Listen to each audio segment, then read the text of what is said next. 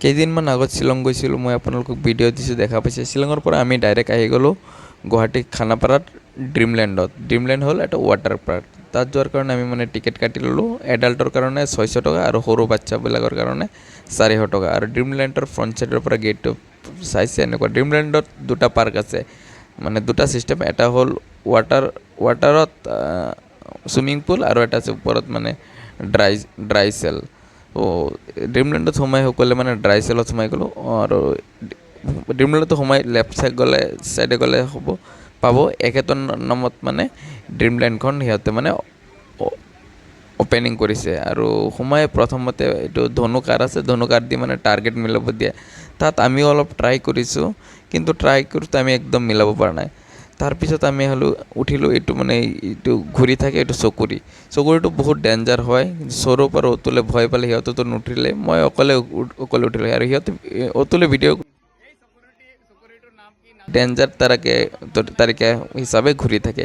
এইটো মানে পূৰা উল্টা হৈ যায়, মানে মাথাটো তলত ভৰিটো ওপৰত, এনেকুৱা পজিশ্যনত ঘূৰি থাকে। তাৰপিছত এইটো এটা আছে নৰ্মেল, আৰু এইটো ইমান ৰিস্ক নাই আৰু ইমান ভয় নালাগে। এইটোত উঠিলেও ভালে লাগিল। আমাৰ লগত যিকেইজন গৈছে সিহঁতে মানে ভয় পায়, এইবিলাকত একদম নুঠে। আৰু এইটো চাইকেলিংটো মই ট্ৰাই কৰিছোঁ, বাৰে ট্ৰাই কৰিছোঁ, মানে ৰাউণ্ড দিব পৰা নাই। ফাইনেলি এক ৰাউণ্ড পূৰা ঘূৰাই দিছোঁ, কিন্তু তেতিয়া মানে ভিডিঅ' কৰা নাছিল। তাৰপিছত চুইমিং পুলত নামিলোঁ। চুইমিং পুলত মানে চবেই বহুত এনজয় কৰিছে, আমিও কৰিছোঁ। আৰু দ্বীপে মানে বাৰে দিছে, সিহঁতে হাত এৰি দিলে পটককৈ পানী খাই দিয়ে। আৰু সি শ্লাইডৰ কাৰণে পূৰা পাগল হৈ যায়। আমি চবে তাত বহুত এনজয় কৰিছোঁ। আপোনালোকৰ ল'ৰা ছোৱালী লৈ যাব, বহুত এনজয় কৰিব পাৰিব। বহুত ভাল লাগিল ড্ৰিমলেণ্ডখন। আৰু বহুত বিভিন্ন জাগাৰ পৰা প্ৰচুৰ পৰিমাণে মানুহ আহিছে। অতুলে আমাৰ ভিডিঅ' কৰিছে, পূৰা ধুনীয়াকৈ ভিডিঅ' কৰিছে। আৰু চবে তামাম এনজয় কৰিছোঁ। আৰু তাত এনি টাইম মিউজিক চলি থাকে, আৰু পানীটো বহুত ক্লিন, সেইটোৰ কাৰণে ভাল লাগিল। তাত মানে ড্ৰিমলেণ্ডত মানে শ্লাইড আছে, বহুত দীঘল শ্লাইড, আৰু ওপৰৰ পৰা মানে শ্লাইড খাব পাৰি। চ' এইটো হ'ল বৰফৰ এটা ঘৰ আছে, তাৰ ভিতৰত বহুত ঠাণ্ডা, -9 ডিগ্ৰী চেলচিয়াছলৈকে ঠাণ্ডা, মানে অসম্ভৱ ঠাণ্ডাত পূৰা কঁপি উঠে। তাত মই 5 মিনিটৰ কাৰণে সোমাইছিলোঁ। 5 মিনিটৰ কাৰণে মানে বহুত ঠাণ্ডা লাগি যায়। আৰু ড্ৰিমলেণ্ডত গ'লে মই আপোনালোকক এটা কথা কৈ দিওঁ, মানে যিটো মানে পিছল চুইচ কটন কাপোৰ সেইবিলাক পিন্ধি যাব, নহ'লে মানে ওপৰত যিটো মানে ডাঙৰ এটা শ্লাইড আছে, শ্লাইডৰ পৰা মানে তললৈ আহিব নিদিয়ে।